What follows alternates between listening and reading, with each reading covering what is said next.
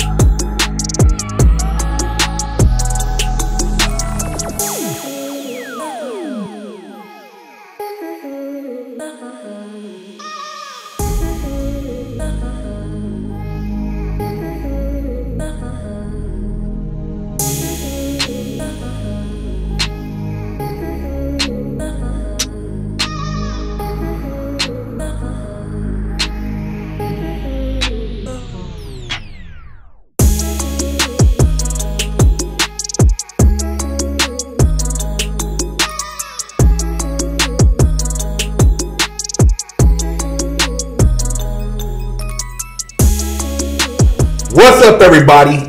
Big Herc 916, and you tuned into a special edition of Fresh Out. Make sure you hit that like button, that subscribe button, share this channel, because man, we on fire. I'm in some place that you would never believe, man, and I never want to come back to any of these kind of places once I left. I'm in Boise State Prison, and I'm here as a result of Travis Ritchie. Shout out to Travis for offering this opportunity, and I'm here talking with a very special person, man. My brother who's here doing time, who's gonna share his story, and we've never had the opportunity to come to a prison before and get an individual story firsthand. So let me introduce the man, the myth, Lawrence, aka L. Hey man, I'm glad to have the opportunity to sit here and talk with you, man. This is like surreal being in here, because like I said, I never wanted to ever come back to these kind of places, but in the circumstances I'm in, it's actually a great opportunity to share and also let people see something that's very rarely seen from an inside perspective. Could you share with our audience a little bit about your background, like where you're from and how you grew up? All right, for sure. First of all, man, thank you. I appreciate the opportunity, man. Thank you to Travis and all the powers that be here in the prison, man. Really do appreciate it. But so my name is Lawrence Weed. Weed. That's my government last name. Everybody calls me L. I'm from Chicago, South Side. I grew up like most people on the South and West sides of Chicago, gang violence, drug-infested communities, and a member of a gang and just doing everything the wrong way, man.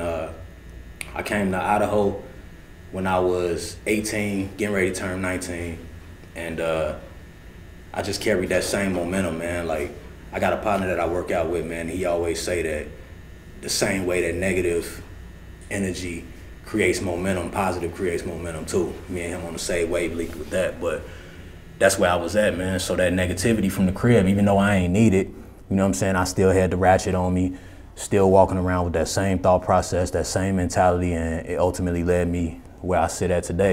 And I've been incarcerated going on almost 7 years. At the end of this month, it'll be 17 flat. Second degree murder, 45-year fixed sentence with a life undetermined. And as far as when you were growing up, what, in retrospect, like what influences did you have as far as male? Did you have any positive role models, or was pretty much the streets which you looked to as far as for guidance? So my pops was in and out, you know what I'm saying? He did time in Stateville and Menard, these institutions in Illinois. And so early on, I didn't really know my pops because he was locked up. And then when he did come home, I was probably about 11, and we shared a room for a minute, but I was already starting to get my feet wet in the street, so to speak, you know what I'm saying? In places where I'm from, it starts early. So, I don't know, I ain't gonna really blame it on no guidance. I think I look to the streets because that's what everybody else was doing, to be honest. You know what I'm saying? It was like, when I go outside, you know what I'm saying, everybody doing the same thing, so I took to what I knew, so to speak, I had uncles and cousins that was respected in the hood, and, you know what I'm saying, everybody looked at me, oh, that's Lil Weed, you know what I'm saying? So naturally, I had a reputation before I knew what a reputation was, you know what I'm saying? So the sad part about it is what I did came natural, you know what I mean? And it was just a cycle that I didn't break, pretty much. And in retrospect, looking back, do you think that, I deal with a lot of these youngsters out there now, and, I tell people, man, a lot of these kids don't really have an identity outside of the gang or their neighborhood. Do you think that that's one of the biggest things, is not being able to have something outside of your immediate circle to reflect on? Because I know even myself, I had a lot of good values, but then when I got to the streets, it's like I took to it and it seemed like, oh man, I kind of felt like I fit in, but then I didn't fit in, and I was trying to find my way, but it was like I was attached to it, and it took, going through all these different phases to totally say, man, that's not me, to go on to something else, even though I've seen other things, but I just didn't know how to find my own identity. Man, I relate to that so much, man. So, other than my father, nobody else in my family has ever been incarcerated. And so I got an uncle that was a school teacher for a while. I got another uncle, well, he actually my cousin, but his kids, so he was my father figure, right? He worked for the Chicago Tribune. So the only reason I know anything about downtown Chicago is because when I was little, he took me down there to show me, you know what I'm saying? Without him, I wouldn't know nothing about my own downtown and my own city. So I had it, but for whatever reason, man, I can't put my finger on it. Like my mentality was not to do what I should have did. And coming up, my grandparents, tried to keep me away from the streets, man, knowing where it took my father, knowing where it took my uncles and my older cousins and stuff. And, unsuccessfully, I just rebelled, man. And it started off like I'm going to school with these cats from the Jets, you know what I'm saying? And initially, like, I'm beefing with them because I'm not from the projects, but I'm from right here, right next to them. You dig what I'm saying? So I'm beefing with these cats at first, you know what I'm saying? But at the same time, my uncles, my pops, everybody know them. You dig what I'm saying? They call it up top. So the respect was always there, but as shorties growing up, I'm fighting these dudes because I'm not technically from the projects. You see what I'm saying? So I think that played a part on my psyche. Like, these are the dudes that's cool. You know what I'm saying? Even though I'm fighting them right now because I'm not technically from where they from, right? It's the same hood, but projects separated. I think I wanted to be cool, you know what I'm saying? I wanted to be like them, so I took to it, man, and me fighting them gained me, you know what I'm saying, the street respect and all that, playing on my name with my pops and my uncles, and I just rode the wave, man. I carried it as far as it took me, unfortunately. You know, relating to that same situation where, you know, when I moved back to my neighborhood, Sacramento, and in the part I was at, you know, I felt like, you know, coming back, I'd been gone for a while and coming back, mom got divorced. I had to try to, you know, make my mark. And so I didn't have no older brothers or nothing, I wanted to like let people know that I was a factor. And like you said, you put yourself in situations and then pretty soon your name is ringing, other dudes know about you and you become kind of like that dude and you feel like that gives you a sense of self and identity. And, you know, just the imagery, like, you know, the guys in the old schools with, you know, the D-boys with the Jerry curls or the perms, and you want to, you know, be that guy, which seems like he's just almost like a celebrity in the hood. Wow. You know, most of these guys, you know, they're coming up to the school, you know, you 14, 15, these dudes have been graduating, they still coming up to the high school. Now I'm looking at it, don't make sense. Like, dude, you're a grown man coming up here. You know what I mean? It wasn't even right, but you're trying to emulate these guys. And, you know, what we project now with Fresh Out and trying to show outside that imagery is so powerful. And it's like, you know, we were just talking off camera and we were saying like, you know, when you can show kids other things, like say if I would have saw that same guy with a briefcase and maybe he was, you know, going to a building and he's maybe looking at blueprints, or this guy, you know, I was in his shop and he had an auto body shop or something.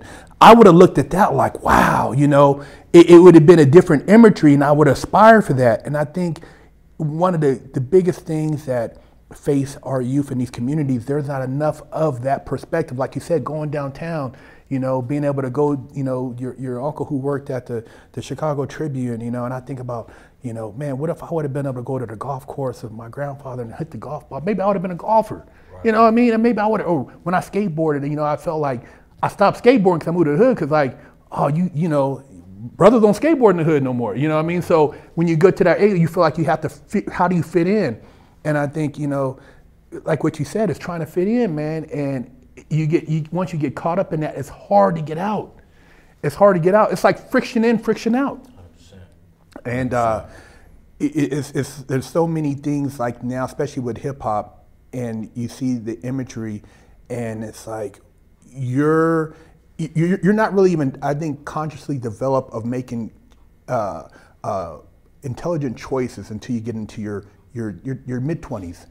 So at, you know, 14, 15, testosterone, you're trying to figure out who you are, and that right there kind of molds you, and it's like certain behavior things become natural. I mean, I felt like after I got jumped and things happened, I'm like, man, I need to get a pistol. And what am I thinking about at 15 getting a pistol for? It doesn't make sense. Not at all, not at all. So, I mean, man, and that's the crazy part. You try to make sense of something that don't make sense. You know what I mean? Like, the neighborhood in my city where I'm from, man, like, so ironically enough, it's called Murder Town. And I remember going to court for this case. And at that point in time, I didn't have all the tattoos, but I had this one tattoo on my forearm that said Murder Town Gangster. And I'm going to trial for murder. And then to put it more in perspective, my specific block, right? Like, my first violation, I'm not talking like, you know, violation with the law. I'm talking from a hood perspective on the streets. My first violation, not because I did something bogus, it's because I was outside. I ain't had no pistol on the block. And so that's the mindset, you see what I'm saying, that's being perpetrated. Like, what you doing out here without no iron? And that's what got to change, man. You know what I'm saying? Because when you really think about it, we killing each other, man. We killing ourselves. So that's the super fucked up part about it, man. And that's what weigh heavily on my mind is because, you know what I'm saying, man, it's... And I look at your town, as far as like what I've seen, I haven't been to Chicago. I got an associate that's from Chicago. We just interviewed a guy from Chicago, but when I look at like Little Dirk, FBGK, Duck, and you know these dudes broad daylight, he got murked, you know, and I mean, dude, it's like the brothers out there. It's like one of the biggest hitters out there was a female, that one who was murking all those people. I'm like, damn, a female, and it's like it's sad, man. It's like why have they made that normal? I mean, they did a whole expose on kids, 15, and one girl said she was trying to get uptown and she just decided to carjack. She carjacked a lady with a knife and she done did it like 5, now it's just her thing. Like she need a car, she'll go to the nice neighborhoods and just take a car. It's like, man, it's like that, what's going on? And how can we change that, you know? And personally, like I've had people reach out to me and say like, Big Herc, man, what do I do this and that? I'm like, man, all I can tell you is, man, get the hell out of there. I don't know what to do, because a lot of times when you go back and you do try to do something or give back, you can end up like young Dolph, you know? So at what point, like, how do we help these kids? And the lack of father figures, you think, or the lack of male role models, or just there's nobody telling these kids, or can they be even told at that age outside of the gang element? Yeah, I think they can be told, man. I think it's nobody telling, you know what I'm saying, these shorties that that's not the way to go. You know what I'm saying? It's so normal. You know what I mean? It's sad to say that, but what's going on is so normal that, like, for instance, right, when my city got the name Chirac, that name came from because it was more homicides than the war in Iraq, right? So it's so normal that it's cool. It's like you don't even think twice about it. You know what I'm saying? So I don't think it's the lack of father figures. I think it's the dialogue, man. You gotta, you know what I'm saying, tell these shorties like, look, man, we deserve better. You know what I'm saying? So we gotta do better. And it's a lead by example thing, I feel like, you know what I'm saying? Cause some of these cats is beefing over, they don't even know why. You know what I'm saying? Like, that's your op for what? Tell me why. You dig what I'm saying? You think it's a lack of resources in the community, or maybe if we had these different programs that we could kind of help these kids see something outside of that? Because you got a kid, you know, who potentially could be, you know, an engineer or an airplane pilot, or, you know, the next, you know, school professor, you know. I mean, is there a lack of exposure to know what your potential is? Because like you said, I mean, dude, you don't even know what you're beefing over, and half the time it's like, you guys, what is the end game? I mean, I look at all these videos and it's like, dude is pointing a fake gun or a real gun. I'm like, why is it just constantly deaf? What is, you know, and like you said, it's the momentum. So to shift that, we got to build the momentum this way. And, you know, how do we go about doing that to build it to where it reverses to where we can see, you know, the kids can maybe see something brighter? I think platforms like yours is doing that. I think that's creating the momentum for positive change, man, having the conversation and telling these cats like, look, man, this ain't, it's glorified, you know what I'm saying? Unfortunately, like you say, every video, I don't have the privilege of seeing videos because I'm behind these fences, but like you say, everyone, they got a pistol, whether it's real or fake. But these shorties don't know it's fake, you know what I'm saying? And they thinking it's cool, you know what I'm saying? Like, I remember, so I've been doing music since I was, you know what I'm saying, 12, 13 or whatever. And I remember somebody said something to me maybe like a dime ago, and they was like, L don't listen to music that ain't got gunshots in it. And that shifted the way, you know what I'm saying, I thought about music, you know what I'm saying, because when they let us have MP3 players and these tablets and everything, right? And I had let somebody listen to my music, and they said, damn, you ain't got no songs without no gunshots in it. You know what I'm saying, as sound effects in the background, right? So I hadn't even thought about it, you know what I'm saying? So it was normal. You know what I'm saying? It was normal, man. Like, when I got locked up, that's when 50 Cent had first dropped, like right after 50 Cent had first dropped. So if you think back on Get Rich or Die Trying, you know what I'm saying, what's in that whole album? He glorifying the fact that he got shot. You know what I'm saying? And everybody ran with that. So I think it started with the conversation, man. Straight up. I think that's the beginning of it, and then bringing in, you know, people who have achieved success who weren't, you know, drug dealers. Because like the big thing right now is everything that's popular is based around black figures that were kingpins or drug dealers, but they glorify all the dope and this and that. But dude, the end game is prison or death. There's not nothing. They don't go into the sunset. They're not running Congress. They're not. It's like that's what they don't see. It's like they'll do a small, like you said, they'll show a period of this guy's life, which maybe lasted maybe 5 years where he had a good run, and it's not even a good run because after that, it's 20 is the deal. 20 to 30 is the deal on a RICO, or you're going to get life if you go to trial. And it's like, man, dude, do you guys not know that? Yeah, you think that you want to be like, so and so, but dude, the end game was that guy is in prison, or he did a lot of time in prison, or he's dead. And it's just sad, man. And I like I said, I try to think back because when I got into that whole little genre. And I used to look up to like mobsters. I'm like, man, I want to be have my own little mob and do this and that. And then, even though I still I kind of want to be a Wall Street investor, but I didn't know any of those people. So by default, let me just go over here and maybe I can get into this and turn it into this. So I was kind of playing both sides, but it's like you can't do that. And I think that the thing that did kind of actually give me hope and save me at the end of the day was when I thought about the good experience I had and the places I were, and I'm thinking like, man, why didn't I take advantage of that at the time? But I didn't realize how good of an opportunity it was. Like you said, going downtown with your uncle, or if you would have had the opportunity to maybe work at the newspaper and see what it's like, maybe you would have been an editor, or who's no telling? Because what you're doing now is a publication. You guys are doing major social media stuff here, where a lot of people have went to college for this. And here you are doing it here, and it's like, man, if you could done that, you'd be on the street, you'd be super successful, So it's like putting it in perspective, which I tell people, man, you don't want to you can do all this without going to prison. I was fortunate. You guys have an opportunity here, but not all prisons. You're not gonna. You might not make it home. You might not make it home. You might go somewhere and it'd be a horrible place, man. So it's like not everywhere. You go in there and you got guys now. They're so-and-so, he's some of these rappers, he's going to get out to doing this and that. Dude, it's not, don't nobody want to really sit up in there and get out and like go on TV. Why even go to prison?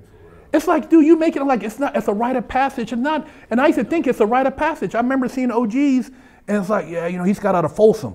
I'm like, damn, that dude's swole. Man, it's like, someday I'm going to have to, why do I have to say someday maybe I'll go there? Why did I even enter my thought process, man? That's sad, man. And this was crazy, too. I used to think those same thoughts, right? And I used to always say if I ever went in, it was going to be for a body. Now, how ill is that? You know what I'm saying? I sit back and think on that a lot. Like, for real, that play in my mind a lot, man. Like, I literally used to say that. You know what I'm saying? Like, if I ever go up, it ain't going to be for no crack. I'm too good at that. You know what I'm saying? Or it ain't going to be for no robbery and shit. Like, I don't take for nobody. I respect the hustle too much. You dig what I'm saying? So it's gonna be for a body. Like it seemed like I knew that and I spoke that shit into existence. You know what I'm saying? And it's ugly. So I think that's what we gotta do, man. We gotta change the narrative, and shorty's gotta start thinking it's cool not to go that route. Yes. You see what I'm saying? Yes. Because like my uncles and them, like, you know what I'm saying? My other uncles that was successful working for the Tribune, my other uncle that was a school teacher for so long, right? So that wasn't cool to me, because my friends was doing this, right? So even though I may have had some influence that could have steered me in a different direction, you know what I'm saying? At the thing that I remember the Nissan 350Z had just came out, and my uncle that was working for the Tribune had got one, right? So, and he's showing me how to wax it, you know what I'm saying? And how to keep it looking good and all that, and we riding in it, and I'm like, yeah, that's what's up. But then he dropped me back off in my grandma's crib, and what's outside? The guys. You dig what I'm saying? Everybody shaking up and bagging up packs, you know what I'm saying? So it's like, man, we gotta change what's cool, man. I think that's what you just said, what's cool, because I remember I was a straight A student. I was like, I think I had algebra 2 as a freshman, chemistry, Spanish, and typing something. And I was doing, playing football. But I remember these dudes just always coming to school, and they got the troop jackets on, the feelers, the chains. And I'm like, what do they do? They're like, oh, they're D-boys, all the cheerleaders. They were really on some out-of-pocket R. Kelly type stuff because they shouldn't even been up there. But anyways, I'm looking at them like, man, I want to sell dope. See, girls told me, she's like, Marcus, you're a schoolboy. You don't want to be a drug dealer. Like, no, I want to be like, I want to have a sack too. I want to be able to be one of those dudes who ride around in the Elko on candy paint and this and that. And that took me down that path, bro. It took me down my path. My mom, it broke her heart, man. And, I never wanted to really be a drug dealer, but for some reason, like you said, I said, let me try it, and it's once you get caught up in that, and then you're in that element, and then I go to juvenile hall, and then around the serious gang members, and then it's like to pull away from that, it's like you almost gotta just completely leave that and go over here, and you gotta realize that, like going back, like if you wouldn't have went back to that, and you would have maybe spent more time over here, gradually. And it's hard for a young person to even see those type of perspectives, because I didn't see them when I moved to Huntington Beach, which was surfers, skateboarders, and fun in the sun and the beach. I'm like, dude, but I want to go back to the hood when I graduate. I'm gonna go back to SAC. Went right back in there, getting in this straight shit. And it's like I couldn't put it in perspective. So having that where you said like you could have maybe been cultivated more with that, it would have had a greater impression in you. And that's, like you said, what we need to do. We got to cultivate these youngsters and give them more of that, make that your norm, and it's all right to be a square. Straight up, man. It's all right to be a square, man. And that's why I tell these dudes here, like a lot of these cats here, they think it's cool. You dig what I'm saying? So they come in and they looking for the wrong type of advice, man. You know what I'm saying? I'm having to tell these cats like, look, man, this ain't what you want. You know what I'm saying? And I relate to so much what you said, man. Like I came out here when I was 18. The reason I came was because my sister was here and her husband worked at HP. He got me a job at HP, right? So check this out, right? The first set of stuff I ever had at life was right here in Boise. You dig what I'm saying? My first car, I had a duplex in the north end of Boise, right? I'm working at Hewlett-Packard, lying, telling all them that I was a basketball player at Boise State, not knowing, you dig what I'm saying? Not knowing that this place is small as shit and they know all the basketball players, but they letting me live my lie though. You dig what I'm saying? So they letting me live it. They like, yeah, whatever, right? So I left that. I'm working at HP for almost a year, right? But this is what my mentality was. I left that, quit that job to go back to Chicago, to go back to the block, living at my mom's crib, doing the worst. You dig what I'm saying? Like, how ill is that? That's conditioning, man. That's because in my mind, Boise, Idaho's slow as shit, man. You know what I'm saying? It's foreign. You dig what I'm saying? Like, I don't see nothing. I know I came out here with a Greyhound with the pack that I had straight from the block. My grandma said, come out here and help your sister out. Her husband overseas, I got to come help her drive. She pregnant, right? Spur of a note, I jump on the Greyhound. I got my pack. I got like a zip of some green and about a little over a quarter of crack. I come out here thinking every place is what I know. It's not. You dig what I'm saying? No blocks, no place to stand on, so it's foreign, right? He get me the job. I'm doing swell. Get promoted. They like me. Everything is good. You know what I'm saying? I leave it. Give it all up to go back to the crib. It's conditioning, man. We got to change the conditioning. Yeah. We got to change that program. And that's when I talked about, earlier about, breaking down our beliefs that we previously had and creating new ones that are better. It's a better value system, as far as, just moving forward. Because like you said, what you did on the block was so impressionable. And it's the same thing with me. Like I was doing it, I'm like, and then I look back now, I'm like, man, what if I would have stuck with skateboarding? Man, could I have had my own skateboard company? Or what if I would have stuck with BMX or even played basketball? I used to love basketball. What if I just would have stuck with that? You think about all these things, and it's like, what could somebody have told me, man? Because maybe I've heard that would have gave me a different, perspective. And I didn't meet that person, an older gentleman, till I got to Lompoc USP in 2008, and he kind of started talking to me, man. It felt like almost like, kind of like a dad I never knew, you know what I mean, or uncle. Because I had uncles, but they didn't ever talk to me. Them dudes, they didn't give me no advice, but we used to talk on the yard all the time, man. He said, man, why do you call women bitches, man? That bitch, why you say that? Who you talking about? Why you call, oh man, it's just a song. He's like, why you talking like that? And he used to, you know, this was a guy, he grew up in the hood, South Central, but he wore his pants up, buttoned his shirt, everything was like, he dressed differently. He didn't sag, he wasn't like one of those dudes. And his hustle wasn't like the other guy selling dope. This guy used to, you know, he used to jack, you know, hijack trucks, you know, sell the goods on the trucks. And he, you know, had a Porsche, had a Tesla, had all this stuff. So I'm like, damn, this is like a James Bond brother right here. And I remember one time he broke down my ego, right? Like, oh man, he's saying something, we working out, you know, we always, you know, I'm lifting, he lifting, and I'm like, man, I'll beat you in basketball. He said, dude, you cannot beat me. I said, I used to play ball, I ball, boo, boo, bop. And he's 6 foot, like 6'5", 6'6". He said, man, look, all I gotta do is get one rebound, I'll back you up. I played high school, blah, blah, blah, blah. I said, come on. He said, man, I'll give you 15. I scored 1 point. He backed me down every play. I couldn't get a rebound. I'm trying hard, you know what I mean? And afterwards, I like my pride, you know, but I had to, he like shook that out the door. I'm like, man, this dude, I got to listen to him, man. You know what I mean? It's like, you don't know everything. I was 24 and I was still, you know, but that lesson he did when he backed me down and then he beat me, man. I went back to the unit feeling stupid, like, man, this dude, man, you know, I thought I had some skills or something like that. And you realize you're not all that you think you are, but it's all right. Yeah, man. It's all right, man. Yeah. It's all right to, you know, and I used to have these conversations with him where almost like, you know, you want to break down, but you know, you ain't gonna cry in the pen. You go sit down, you play it up and then go take a shower real quick and be like, damn, you know what I'm saying? And I'm like, man, I wish I would have knew this before I did the dumb shit. Because he's like, man, why'd you robbed the bank, man? He's like, well, do you ever thought about you could have did this and this and got a loan? You could have did this and this. And I'm like, damn, man, you know. He's like, what about them dudes you were with, man? I'm like, I don't even talk to them dudes no more, man. I'm like, I shouldn't even talk to them to begin with. It's like, damn it, man. And I'm like sitting there and I'm like, I'm realizing this so early on. I said, man, I still got a decade, man. God, man. And I'm dealing with these other dudes. And it's like, I'm like, man, I just, you know, and I just tried to really focus. I took that and just kept working with it.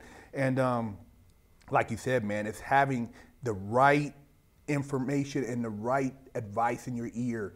And just like dudes can advise you to do bad, people can advise you to do good, you know? And the good is just as powerful. It's just a matter of, you know, if you like the taste of it. Like you said, oh, that's some square shit. Oh, you square, you got on them, you know, oh, you drive, who you think you are? I'm like, what are you talking about? You know, the thing is, for brothers, man, you could talk proper. You don't have to, you know, act like this or put all this stuff on and put, it's like, who told us that's how we're supposed to be? What models that? You know, what makes you seem like, oh, you're not nobody if you don't have a body? Who said that? What do you mean? You want me to run around and have to look over my shoulder because I got a body and you took somebody's kid? I mean, what makes that, who created that? It's, you know what I mean? Sad, man. So it's like, you know, sitting here with you talking, man, and like you said, it's like, you know, what could, you know, a younger version of you, and just like I think all the time, a younger version of me, like, what could somebody have told me when I was that age? And I think a lot, I would have listened. I think if I would have had that dude who would have been like maybe that guy, Marcus, come here, get away from the park, man. What you doing over here? Man, come here, man. Come on, man, let's go do this over here. Right. You know, if you'd have had that dude, you know, you over here, man, get your ass over here. Hey, man, you know, because the OGs would have been like, oh, man, get up out of here, man. You know, and I would have left, you know, but I used to look at them dudes, you know, and I know these dudes are 20 years my senior. I ain't got no business over here with them. Mom at work. I'm sneaking off on my 10-speed, got dope in the handlebars. Yeah. I had no business being over there. But nobody told me to get out of there. They used to be like, hey, youngster, you got that? What you doing, man? You get that money? Ooh, yeah, man, you want some 40? No, I don't want no 40. All right. You know, and it's like, it was funny to them. You know, a little dude getting his money out here. And it's like, dude, we don't need that. We need we need them dudes like, man, come over here, man. I love you, man. You need to come over here and let's go do this. Let's go to a football game this weekend. Man, you ever thought about, you know, you ever heard of NASCAR? Oh, no, come on, man, let's go to NASCAR. Let's go to drag racing. Yeah. Let's go over here, man. You know, we need people to pull these kids up out of there, man.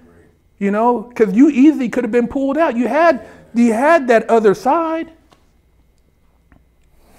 So right, man. It's you know, what you offer is invaluable, man. And, you know, to those youngsters out there who are watching this, you know, the Chicago people who watch our channel, we got a lot of them, man. You know, what would you tell them, man? What would you, right now, if you were back on the block and you came through there and you were like, you know, they're like, oh, you know, Hell, man, what's happening, man? What would you tell these cats, man? Haven't been through this. Man, you playing with your life, literally. You know what I'm saying? In more ways than one.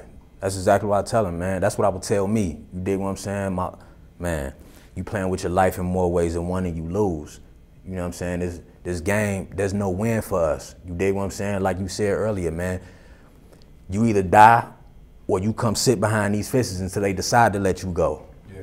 You see what I'm saying? So in both scenarios, where's the benefit in that? You dig what I'm saying? And then you really put it in perspective, like, man, I mean, I'm sure you can relate to this on certain, to a level or degree, but you lose people, you dig what I'm saying, when you locked up. And one thing I tell cats all the time, like some people come in here, I call them skid beards, they got tools and fuse, right? Mm-hmm. And sometimes they'll go to see the parole board and they all, well, I'm just gonna top it. You know what I'm saying? I'm just gonna top it, man. I got two, they wanna see me in a year and a half, I'm just gonna top it, man, do it all, get it over with. You can't get time back. You see what I'm saying? You can't get it back. So what I would tell them shorties out there, man, it's not worth it, man. You gambling with your life. You gonna either lose it, you know what I'm saying, by getting killed, or you gonna kill somebody else, man, and get thrown away. You know what I'm saying? Either way it go, man, you gotta weigh your options. And to me, that's no option. And L, if you could walk through those doors right now, those gates, man, how do you see your life, being on the streets? What is your vision? I want to help as many as I can, man. Like, so I remember being a shorty, man, 12, 13, you sitting in them auditoriums, man, and somebody like you or I come up in there and be like, man, look, y'all shouldn't do this, y'all shouldn't do that, right? I've been that kid sitting there like, man, I don't relate to this dude. It's this dude. Yeah, you know what I'm saying? It was this dude trying to tell me, you know what I'm saying? So I would want to be the one to go right back to where I came from, you know what I'm saying? Hit that stage, come up out my shirt and let them see the tattoos. You dig what I'm saying? Let them see where I'm from and relate to them on a one-on-one level. Like, look, man, I'm not detached. You know what I'm saying? I'm telling you what I know, man, from firsthand experience. You don't have to walk in my shoes to see the road I've traveled. You dig what I'm saying? I'm giving it to you right now. I'm telling you it ain't valuable, man. And I think that experience, that impression would definitely resonate with a lot of those, because, when you hear people, like you said, that auditorium, I remember, I think it was Montel Williams came to our auditorium, man. We was like, man, it's the time we shooting dice in the back. We didn't pay no attention. I mean, it's like, dude, get up out of here, But like you said, if it's a real one, a lot of these kids, they really like, man, and then they'll pull you to the side like, man, they want to really, because they don't get to see that. I mean, they don't have anybody really going back, and it's sad because a lot of the dudes that made it, they don't want nobody to know that they had that background, so they don't really say too much about where they came from. And that's one of the reasons why I started this channel, because, people hear me talk, oh man, you a square, man, square, man, I done did everything. I'm glad I'm fortunate the situation I got in and got out. But I mean, some of the stuff, man, I could have easily been in the same, because some things, dude, it just didn't end up like that. But it's like, what was I trying to prove? So I got to prove to you to be tougher. So, no, I got a body now. Dude, what is that? How ignorant is that? I'm not hard or real enough for you to listen. And that's what we got to get through, that's the garbage. Is these youngsters, especially a lot of these fake ass rappers pretending like they're super, you're a millionaire, you don't have no reason to gangbang. You're telling these youngsters to go kill somebody for the sake, and you're a millionaire and you live in a gated community and you drive a Rolls Royce. But you're telling these dudes and you acting like you're doing them a favor. So you either lying to them or you stupid, which one it is. Because if you're still doing that and you don't have to, then you stupid. Period.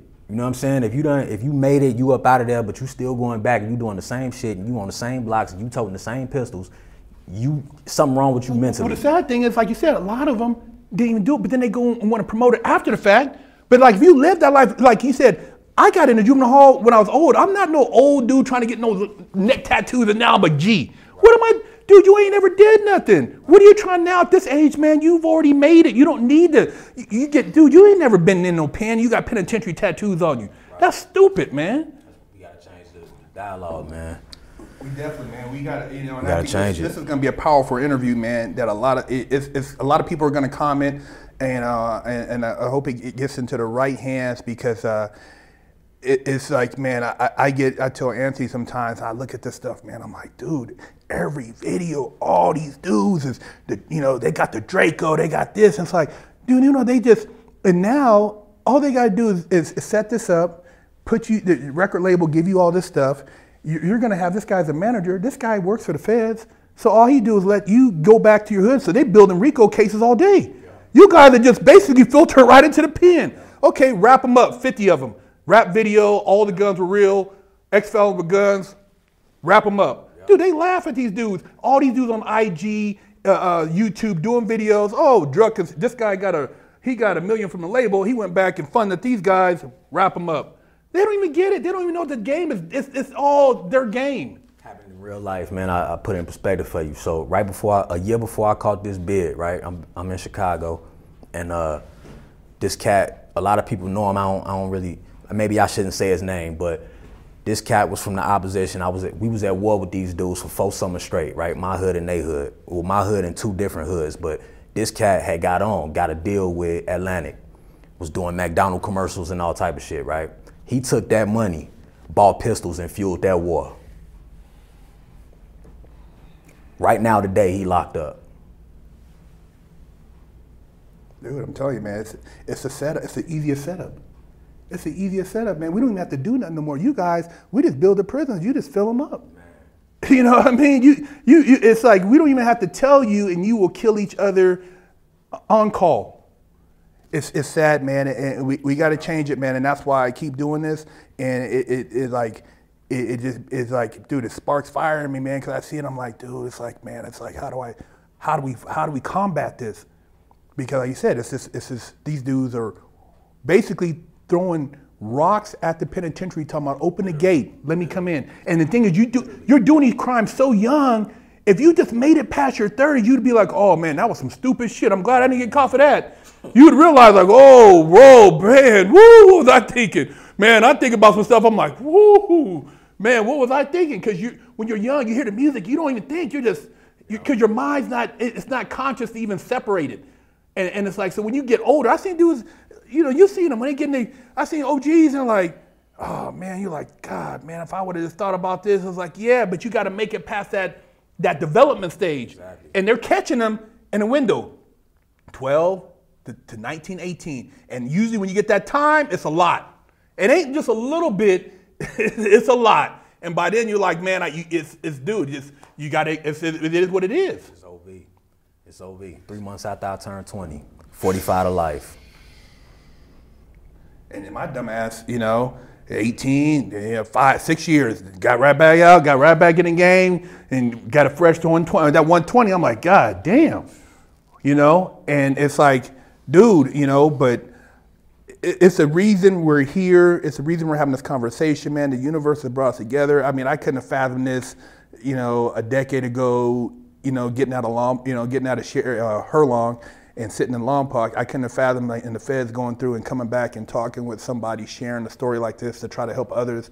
But I think this will definitely help a lot of people, man. And I really appreciate you coming on the show and giving us this opportunity, man. And I wish you the best, man. And always feel free to reach out to us. And anything we can do to further what you're doing here and help you, spread your message, man. We're here for it.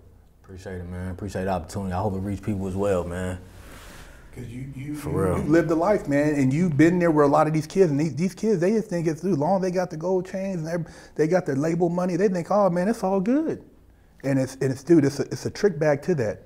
Till they get pickled. Yes. You know what I'm saying? Straight up. Till they get pickled, man. They sitting in that box, man, waiting on mail that don't show up, waiting on the visit that don't come through. You know what I'm saying? Yeah. Then realization set in. And you're leaving a kid behind. So that part. We didn't even get into it, but leaving that kid who now doesn't have the dad who could have maybe steered him, and he's going on the same path. Yep. Oh man, so hey you guys, I hope you enjoyed this interview. Dropped a lot of nuggets up in here, and like I said, fresh out, we on the cutting edge, man. We bringing you stuff can't nobody else bring you. And I hope you guys share the video, like the video, subscribe to the channel. And I appreciate Boise State Prison for allowing us opportunity, Travis Ritchie for getting us up in here, and for Lawrence, aka L, from Chicago, doing this interview, man. Big Herc 916, fresh out with my man L. Appreciate it, man. Gratitude.